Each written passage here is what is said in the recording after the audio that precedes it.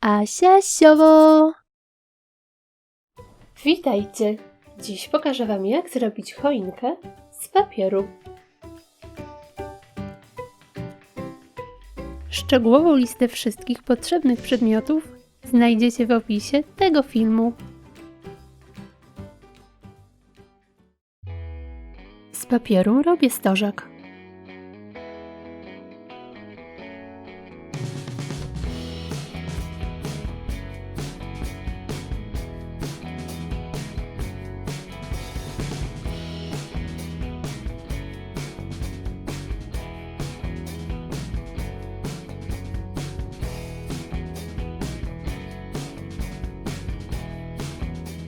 Wyrównuję dół.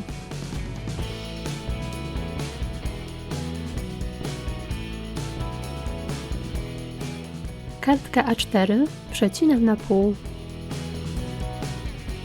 Pasek składam i nacinam na całej długości. Podbijam końce.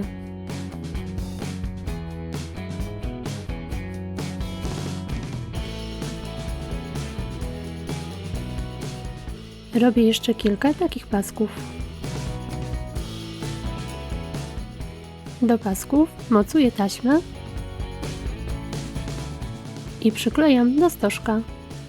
Zaczynam od dołu ku górze.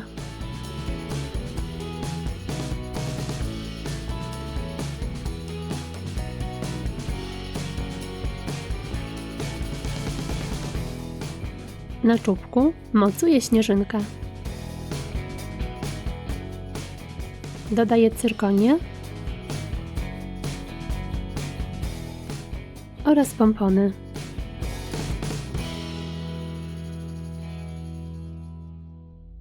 I gotowe!